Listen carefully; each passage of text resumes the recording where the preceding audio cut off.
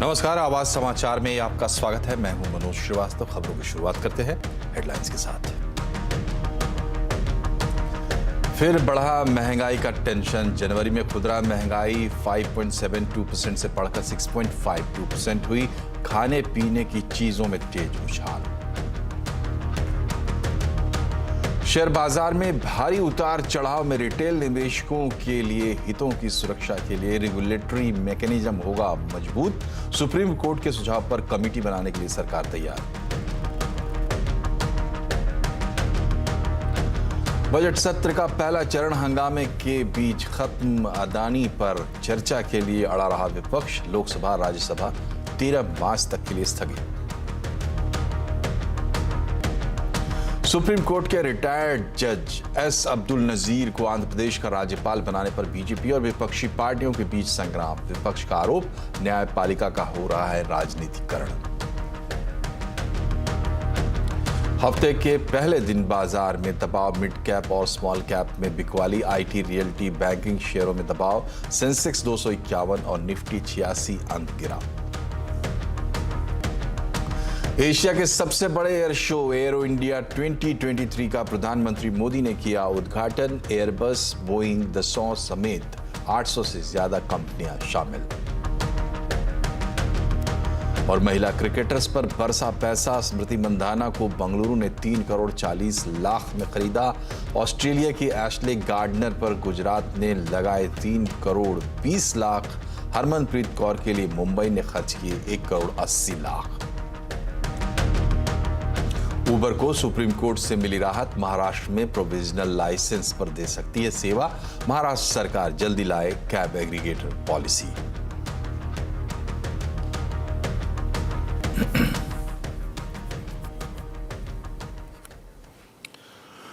जनवरी में खुदरा महंगाई के आंकड़े एक बार फिर से चिंता बढ़ाने वाले हो सकते हैं। जनवरी में सीपीआई 5.72% से बढ़कर 6.52% हो गई है। एमओएम 80 बेसिस पॉइंट के इस उछाल के साथ 6.1% के अनुमान से भी ज्यादा है जनवरी की सीपीआई।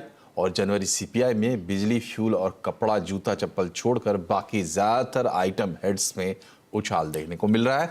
खाद्य महंगाई 5.94%, हाउसिंग महंगाई 4.62% और दालों की महंगाई 4.27% पर आ गई है।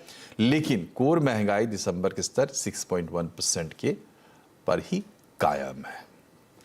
और हमारे साथ सीपीआई के ताज़ा आंकड़ों पर बात करने के लिए हैं अदिति नायर। अदिति, बहुत बहुत स्वागत है आपका सीएनबीसी आवाज़ पर। फर्स्ट रिएक्शन क्या है? अनुमान से भी ज़्यादा है महंगाई और उछाल एक देखने को मिल रहा है। जी बिल्कुल, हमने 6% का अनुमान लगाया था जनवरी की सीपीआई इन्फ्लेशन के लिए। तो जो आज आंकड़ा आया है वो एक्सपेक्टेशन से बहुत ऊपर है। और इस वजह से कि जो फूड एंड बेवरेजेस की वो एक्सपेक्टेशन से काफी ऊपर आई है। तो इसमें जो है था, बट ये तो हम जानते थे। साथ ही साथ जो स्किल्स एंड प्रोडक्ट्स का इन्फ्लेशन है उसमें मंथ ऑन मंथ टर्म्स में काफी ऊंचा उछाला है, जो हमने बिल्ड-इन इस लेवल पे नहीं किया था। और वेजिटेबल प्राइसेस कम हुई है, बट हमें लगा था कि इससे थोड़े नीचे का नंबर आएगा। तो ओवरऑल जो नेगेटिव सरप्राइज है वो मोस्टली फूड आइटम्स की वजह से ही है। लेकिन इसकी वजह से अब इन्फ्लेशन 3 महीने के हाई पे वापस आ गई है। और जो Q4 का हमने एवरेज पहले 6% पे एक्सपेक्ट किया था, आज का नंबर देखने के बाद हमें लग रहा है कि वो 6% के आसपास भी हो सकता है। क्योंकि यहाँ से आगे नॉर्मल सीजनल डाउनटर्न जिस तरह से वेजिटेबल प्राइसेस में होता है, ऐसी वाली चीजें सपोर्टिव नहीं होंगी। और अभी का आउटपुट फाइनली कैसा आता है ये बहुत इंपॉर्टेंट रहेगा, जो हमें अभी इमीडिएटली नहीं पता चलेगा कि वहां से कितना सपोर्ट आएगा। और जो एकरेज डेफिनेटली पिछले साल से बेटर है, जो एक इंकरेजिंग फैक्टर है। जी जी। तो अदिति, ये बताइए कि ये जो अभी पॉलिसी हाल में हुई है, तो आरबीआई की कमेंट्री आपने भी देखी होगी, पॉलिसी डिटेल्स। उसमें जो इस क्वार्टर के लिए और इस क्वार्टर को मिलाकर जो ओवरऑल इस साल के लिए जो महंगाई पेग की है आरबीआई ने, और आगे जाते हुए जो 23-24 के लिए, और उस पर बहुत हद तक निर्भर करता है कि आरबीआई का रुख क्या होगा दरों को लेकर। एक जो बीच में ऐसा लग रहा था कि शायद अब अगली जो पॉलिसी होगी उसमें कुछ राहत देखने को मिले, तो वो पूरा जो सिनेरियो है उस पर क्या असर आप देख रही है आज की इस खबर से? देखिए, अगला जो होगा, जो मिलेगा, वो बहुत ही ज्यादा कि अप्रैल की पॉलिसी में क्या लाइकली है। अभी हमारा एक्सपेक्टेशन देखिए, ऑलरेडी FY23 का जो CPI इन्फ्लेशन का प्रोजेक्शन था वो 6.6% पे था और हम Q4 में 6% एक्सपेक्ट कर रहे थे। तो एज आई सेड, वो अब हमने रिवाइज करके अब हम 6.2% एक्सपेक्ट कर रहे हैं और उसके बाद जाके हम Q1 में एक अच्छी मॉडरेशन हमने बिल्ड इन करी हुई थी। तो अब अगले एक दो प्रिंट्स काफी क्रूशल होंगे ये फिगर आउट करने में कि नॉट ओनली ये क्वार्टर कैसा निकलेगा, उससे इमीडिएट MPC पे क्या लाइकली इम्पैक्ट आता है, बट ऑल्सो आगे जाके क्या ट्रेजेक्टरी रहती है इन्फ्लेशन की, स्पेशली फूड इन्फ्लेशन की। ये अगले दो प्रिंट से थोड़ी बहुत क्लैरिटी मिल पाएगी। जी, बहुत बहुत शुक्रिया अदिति हमसे जुड़ने के लिए, अपनी बात रखने के लिए। तो बढ़ते हैं आगे, महंगाई से आगे की बात और आज की दूसरी बड़ी खबर। बाजार में भारी उतार चढ़ाव के दौरान निवेशकों का हित बचा रहे, इसके लिए सरकार अब सुप्रीम कोर्ट के सुझाव के हिसाब से एक कमेटी बनाने के लिए तैयार हो गई है। कमेटी रेगुलेटरी मैकेनिज्म को मजबूत बनाने के लिए काम करेगी। सुप्रीम कोर्ट ने सरकार से कमेटी का टर्म ऑफ रेफरेंस देने के लिए कहा है और इस मामले की अगली सुनवाई इसी शुक्रवार को होने वाली है। अदानी मामले के बाद रिटेल निवेशकों के हितों को लेकर सवाल उठ रहे थे, इसके बाद रेगुलेटरी मैकेनिज्म पर भी सवाल उठे थे। तो कोर्ट में आज क्या कुछ हुआ, अपडेट लेते हैं असीम मनचंदा से। बताएं असीम। देखिए, सुप्रीम कोर्ट अदानी हिंडनबर्ग मामले में 2 याचिकाओं पर सुनवाई कर रहा है। इन दोनों याचिकाओं में निवेशकों को बताने के लिए जांच की मांग की गई है और कहा गया है कि एक रेगुलेटरी मैकेनिज्म बनाया जाए। तो पिछली बार जब इसकी सुनवाई हुई थी तो सुप्रीम कोर्ट ने सुझाव दिया था कि इसको लेकर के एक एक्सपर्ट कमेटी बनाई जाए। आज जब सुनवाई हुई तो केंद्र सरकार ने इस पर सहमति जताई। केंद्र सरकार ने कहा कि वो इसको लेकर के एक्सपर्ट कमेटी बनाने के लिए तैयार है, लेकिन ये कमेटी का रोल काफी लिमिटेड होगा। ये सिर्फ फ्यूचर की बात करेगी और इसमें खासतौर पे इसलिए होगा ताकि जो इन्वेस्टमेंट है या जो फंड्स का फ्लो है उसके ऊपर किसी तरह का असर ना पड़े। जो केंद्र सरकार है उसने सुप्रीम कोर्ट से ये भी कहा कि वो सील बंद लिफाफे में कमेटी के सदस्यों के नाम देगी और टर्म्स ऑफ रेफरेंस देगी। तो जो सुप्रीम कोर्ट है उसने केंद्र सरकार से कहा कि आप बुधवार तक हमको ये टर्म्स ऑफ रेफरेंस और सदस्यों के नाम दीजिए, उसके बाद हम उस मामले की सुनवाई शुक्रवार को करेंगे। जब शुक्रवार को इस मामले की सुनवाई होगी तो देखना होगा कि केंद्र जो सुप्रीम कोर्ट है सब पूरे एग्री करता है और सरकार की जो सदस्य है उन्हीं के चुनाव करता है या अपने खुद के सदस्य इसको रिकमेंड करता है। तो शुक्रवार को इस पूरे मामले की सुनवाई दोबारा से होगी। शुक्रिया असीम। इधर बजट सत्र के पहले हिस्से के आखिरी दिन भी संसद के दोनों सदनों में विपक्ष का हंगामा जारी रहा। सांसद रजनी पाटिल के संसद के भीतर वीडियो बनाने पर निलंबन के फैसले को लेकर विपक्ष नाराज दिखा। वहीं राहुल गांधी के पीएम मोदी पर आरोप लगाने को लेकर बीजेपी ने माफी मांगने की मांग की कि राहुल गांधी माफी मांगे। राज्यसभा और लोकसभा आखिरकार 13 मार्च तक के लिए स्थगित कर दी गई है। सुप्रीम कोर्ट के रिटायर्ड जज जस्टिस एस अब्दुल नजीर को आंध्र प्रदेश का राज्यपाल बनाने पर बीजेपी और विपक्षी पार्टियों के बीच संग्राम छिड़ गया है। सरकार के फैसले पर कांग्रेस समेत अन्य विपक्षी दलों ने कड़ी आपत्ति जताई है। विपक्ष का आरोप है कि केंद्र सरकार के फैसले से न्यायपालिका का राजनीतिकरण होगा। कांग्रेस ने जस्टिस नजीर को गवर्नर बनाने के फैसले को दुर्भाग्यपूर्ण बताया है। कांग्रेस का कहना है कि इससे न्यायपालिका पर लोगों का भरोसा कम होगा। ये जजेस को गवर्नमेंट जॉब देना, गवर्नमेंट पोस्ट देना अनफॉर्चुनेट है। एक रिपोर्ट के मुताबिक 50% रिटायर्ड जजेस सुप्रीम कोर्ट के गवर्नमेंट कहीं ना कहीं उनको भेज देती है, जिससे लोगों का यकीन जुडिशरी पे कम होता चला जाता है। जस्टिस गोगोई को अभी तो राज्यसभा दी थी, अब जस्टिस नजीर साहब को आपने गवर्नर बना दिया। राम जन्मभूमि बाबरी मस्जिद का सुप्रीम कोर्ट के फैसले पर बहुत लोग सवालिया निशान लगाते चले आ रहे हैं। जस्टिस गगोई के बनने के बाद जस्टिस नजीर को गवर्नर बनाना उन लोगों के शक और शुबे को और मजबूत करता। इधर समाजवादी पार्टी ने भी केंद्र सरकार के फैसले पर सवाल उठाए हैं। समाजवादी पार्टी ये पूछना चाहती है कि ऐसा तोहफा भविष्य में और कितने सुप्रीम कोर्ट के जजेस को बीजेपी आरएसएस की सरकार देने जा रही है। एक तरफ तो सुप्रीम कोर्ट को कंट्रोल करने में लॉ मिनिस्टर से लेके बीजेपी आरएसएस का जो हथकंडा है वो टाइट हो रहा है, जिसके चलते सुप्रीम कोर्ट के जज सड़क पे आके प्रेस कॉन्फ्रेंस कर रहा है। और अब जो फेवरेबल सरकारों के जो जजमेंट हैं उनको देने वालों को एक ऐसी नज़ीर पेश की जा रही है जो भारत की डेमोक्रेसी की जो फ्यूचर है उसमें एक गलत नज़ीर है।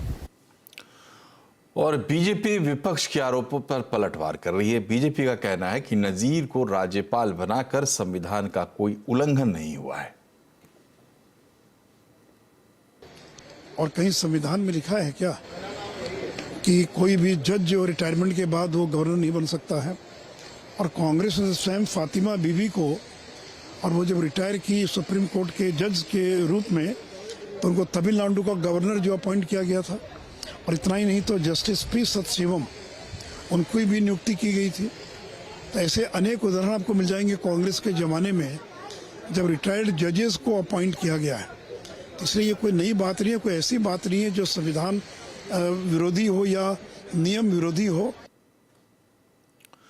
कानून मंत्री किरेन रिजिजू ने भी विपक्ष पर निशाना साधा है। रिजिजू ने ट्वीट किया है कि राज्यपाल की नियुक्ति पर एक बार फिर से पूरा गिरोह जोरों पर है। उन्हें यह समझ लेना चाहिए कि अब वो भारत को अपनी निजी जागीर के जैसे नहीं चला सकते। अब भारत को संविधान के प्रावधानों और लोगों की इच्छा के अनुसार चलाया जाएगा। जस्टिस एस अब्दुल नजीर की राज्यपाल के तौर पर नियुक्ति पर क्यों मच रहा है बवाल? आज आवाज अड्डा में इसी पर होगी बड़ी चर्चा, शाम 7:57 पर।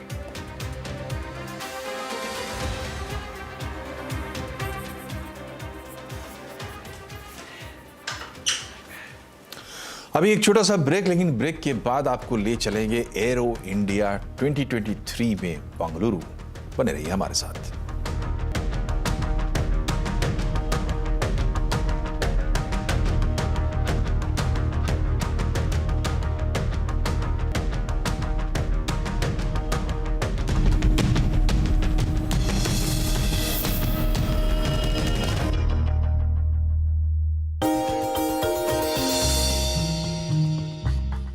डू यू नो में आज हम बातचीत करने वाले हैं डीएलएफ की, दिल्ली लैंड एंड फाइनेंस। ये इस कंपनी का फुल फॉर्म है और ये सबसे पुरानी रियल स्टेट कंपनियों में शुमार है। 1946 में इस कंपनी की शुरुआत हुई थी और चौधरी रघुवेंद्र सिंह साहब ने इसकी शुरुआत की थी। कुछ इंटरेस्टिंग फैक्ट ये भी है कि दिल्ली में जो बहुत ही प्रोमिनेंट एरियाज हैं, जैसे कि ग्रेटर कैलाश, हौस खास, साउथ टेक्स, शिवाजी पार्क, ये कुछ ऐसे एरियाज हैं जिनको डीएलएफ ने ही डेवलप किया था। और कुछ और इंटरेस्टिंग फैक्ट्स में, कंपनी का आईपीओ आया था 2007 में और उस समय का सबसे बड़ा आईपीओ के तौर पे शुमार था। जो कंपनी के मालिक हैं कुशल पाल सिंह साहब, वो एक ज़माने में इस कंपनी को 27 लाख रुपए में बेचने को बिल्कुल तैयार ही हुए थे, लेकिन फिर उन्होंने वो फैसला वापस ले लिया और आज ये कंपनी करीब करीब 1 लाख करोड़ रुपए की वर्थ रखती है। जनरल इलेक्ट्रिक पहली सबसे बड़ी ग्लोबल कंपनी थी जो कि इस कंपनी के lease office space DLF city में आने वाली थी और उसके बाद धीरे धीरे कई नाम जैसे British Airways, American express, Nestle, IBM, ये कुछ ऐसे नाम थे जो कि बाद में आते हुए दिखाई पड़े। तो ये कुछ इंटरेस्टिंग फैक्ट डीएलएफ से रिलेटेड, आगे भी कुछ और फैक्ट लेकर आते हैं।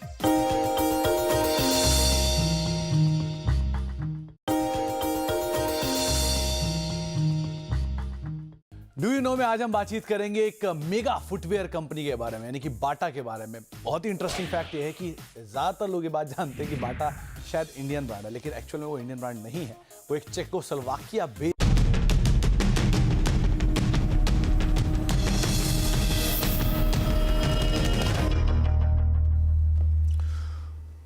ब्रेक के बाद आपका स्वागत है और अब आपको लिए चलते हैं एरो इंडिया 2023 में।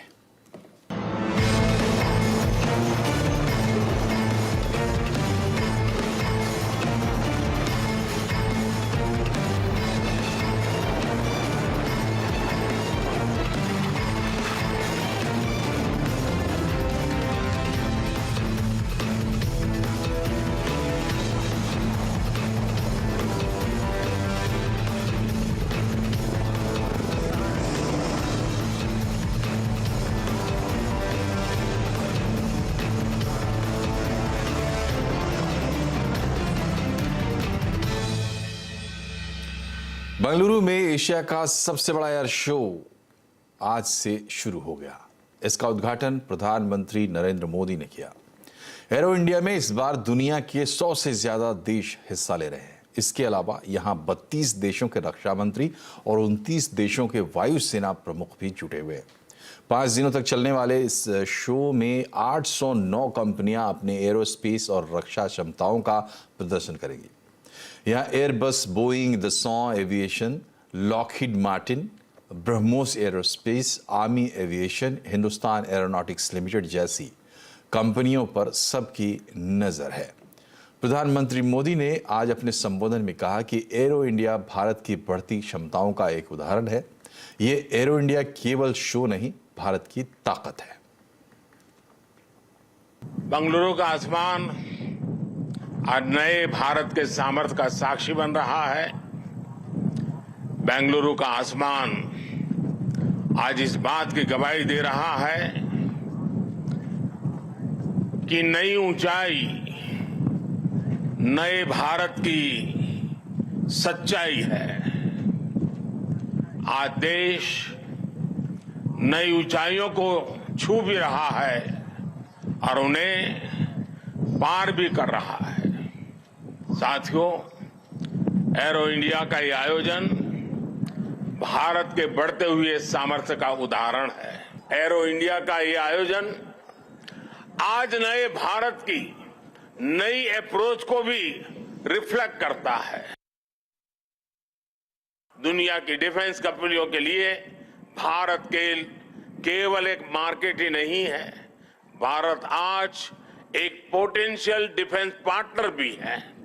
ये पार्टनरशिप उन देशों के साथ भी है जो डिफेंस सेक्टर में काफी आगे हैं। जो देश अपनी रक्षा जरूरतों के लिए एक भरोसेमंद साथी तलाश रहे हैं, भारत उनके लिए भी एक बेहतर पार्टनर बनकर आज उभर रहा है।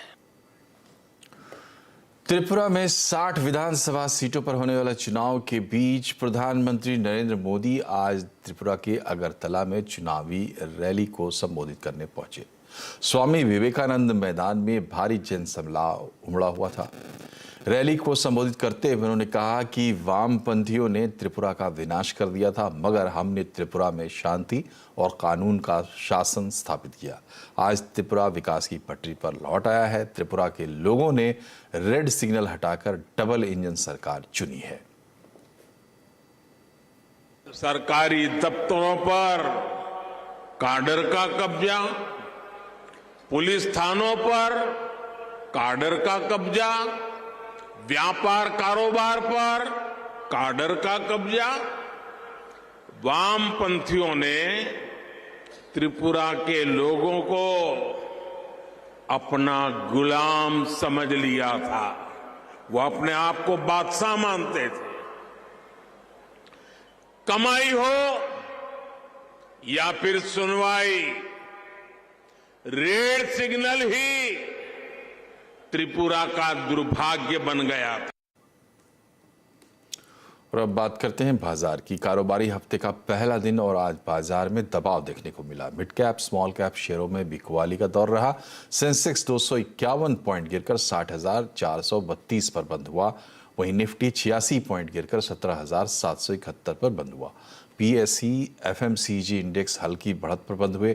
आईटी, रियल्टी, बैंकिंग शेयरों में दबाव देखने को मिला। वहीं ऑटो, फार्मा, एनर्जी इंडेक्स गिरावट पर बंद हुए हैं।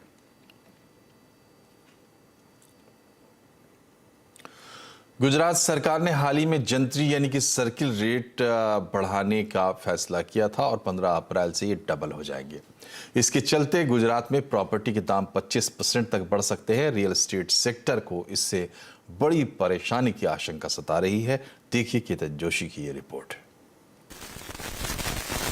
गुजरात के हर रजिस्ट्री ऑफिस में इन दिनों प्रॉपर्टी डॉक्यूमेंट करवाने वालों की भीड़ है। गुजरात सरकार ने पहले 4 फरवरी से जंत्री यानी कि सर्किल रेट को डबल करने का निर्णय लिया था, लेकिन एक सप्ताह के बाद निर्णय बदलकर अब 15 अप्रैल से नए सर्किल रेट लागू करने का फैसला किया गया है। हाल में ही 11 तारीख को सरकार श्री ने एक परिपत्र रिटर्न कर दिया हमारा कि भाई अभी 11 के बाद जो दस्तावेज होने वाले पुरानी जंतरी से हो गए 15/4/23 तक ये रेट लगेंगे 2 महीने तक, तब तक आप पुराने रेट पे करवा सकते हो। घर, ऑफिस, दुकान या जमीन की खरीदारी होती है तो उसके डॉक्यूमेंट पर जो स्टाम्प ड्यूटी लगती है उनका खर्च सर्किल रेट से तय होता है, यानी कि जो बढ़ोतरी हुई है अब वो सीधे बिल्डर्स या ग्राहक के ऊपर आएगी। Gujarat institute of housing and state developers ने आशंका व्यक्त की है कि 15 अप्रैल के बाद जब नियम लागू होगा तो प्रॉपर्टी 25% तक महंगी हो सकती है और अफोर्डेबल सेगमेंट पर ज्यादा असर होगा। रेरा रजिस्टर्ड प्रोजेक्ट है, उसमें आम आदमी ही का ही दस्तावेज होता है, तो रेरा रजिस्टर्ड प्रोजेक्ट में से उनको निकाल देना चाहिए। उसमें जो एक्सिस्टिंग जो रेरा में नंबर्स दिए हैं उसको कंसीडर करके करना चाहिए, तो गुजरात में जो विकास हो रहा है उसमें ब्रेक नहीं लगेगी। और जो अफोर्डेबल हाउसिंग में अपने परचेस FSI हमारा लिंक है, तो रीडेवलपमेंट प्रोजेक्ट अफोर्डेबल हाउसिंग को अगर आपको पुश करना है तो ये जो FSI के जो रेट है उसको डीलिंग कर देने चाहिए, उसके रेट फिक्स कर देने चाहिए।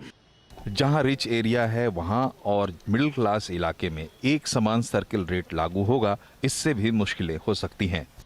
सर्कल रेट में बढ़ोतरी से किसी को आपत्ति नहीं है, लेकिन 15 अप्रैल के बाद FSI और एरिया को ध्यान में रखे बगैर अगर पुराना नियम ही लागू होता है तो निश्चित रूप से जो गुजरात का रियल एस्टेट सेक्टर है वो मुश्किल में आ सकता है। केतन जोशी, अहमदाबाद। और अब एक छोटा सा ब्रेक, और ब्रेक पर जाते जाते देखिए आवाज के YouTube पर बादशाह का सबूत।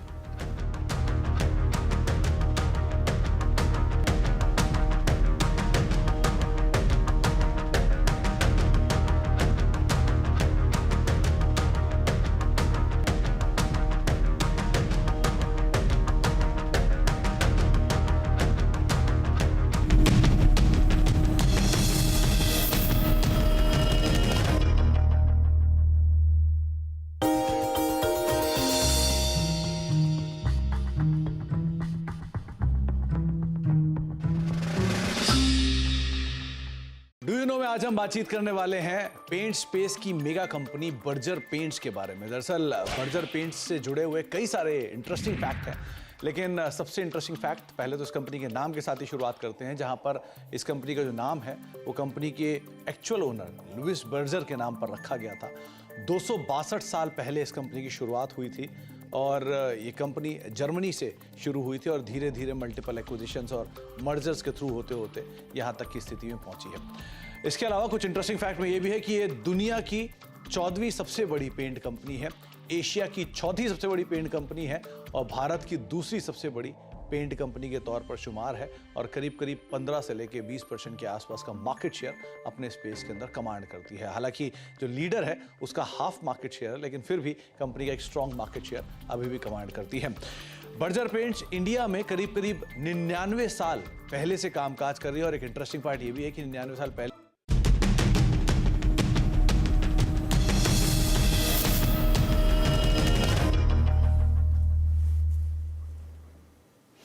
ब्रेक के बाद एक बार फिर से आपका स्वागत है। विमेंस प्रीमियर लीग WPL का आज पहला ऑक्शन डे था। इसमें भारतीय cricketer Smriti Mandhana top pick रही। रॉयल चैलेंजर्स बेंगलुरु की टीम ने स्मृति पर 3 करोड़ 40 लाख की बोली लगाई। दूसरी सबसे महंगी खिलाड़ी रही नेट साइबर ब्रंट। उन्हें मुंबई इंडियंस ने 3 करोड़ 20 लाख में खरीदा। इंग्लैंड की धुरंधर खिलाड़ी एशले गार्डनर को गुजरात जायंट्स ने 3 करोड़ 20 लाख में खरीदा। भारत की ऑलराउंडर दीप्ति शर्मा को 2 करोड़ 60 लाख में यूपी वॉरियर्स ने अपने नाम किया। टीम इंडिया की डिपेंडेबल जिमाइमा रॉड्रिक्स को दिल्ली कैपिटल ने 2 करोड़ 20 लाख में खरीदा। भारत की धाकड़ ओपनर शेफाली वर्मा को भी दिल्ली कैपिटल ने 2 करोड़ में अपने नाम किया। भारतीय टीम की कप्तान हरमनप्रीत कौर को मुंबई इंडियंस ने 1 करोड़ 80 लाख में अपनी टीम में शामिल किया। वहीं सोफी एक्सलेस्टोन को यूपी वॉरियर्स ने 1 करोड़ 80 लाख में खरीदा। आरसीबी ने ऑस्ट्रेलिया की टॉप खिलाड़ी एलिस पेरी को 1 करोड़ 70 लाख देकर अपने नाम किया। आईसीसी महिला T20 विश्व कप 2023 में टीम इंडिया ने पाकिस्तान को 7 विकेट से शिकस्त दी है। केप टाउन के न्यूलैंड स्टेडियम में पाकिस्तान ने टॉस जीतकर पहले बल्लेबाजी का फैसला किया और 4 विकेट पर 149 रन बनाए। लक्ष्य का पीछा करते हुए भारतीय टीम ने 19 ओवर में मात्र 3 विकेट खोकर 150 रन का टारगेट पूरा कर लिया। इस जीत में जेमिमा रॉड्रिग्स और ऋचा घोष की भूमिका सबसे अहम रही। दोनों की अर्धशतकीय पारी के दम पर टीम ने 1 ओवर बाकी रहते ही जीत हासिल कर ली।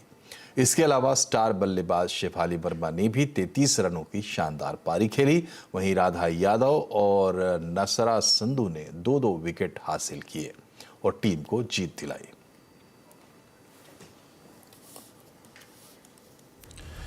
उसी के साथ बुलेटिन में फिलहाल इतना ही, लेकिन खबरों पर अपडेट रहिए, जुड़े रहिए CNBC आवाज से ट्विटर, फेसबुक और यूट्यूब के जरिए। नमस्कार।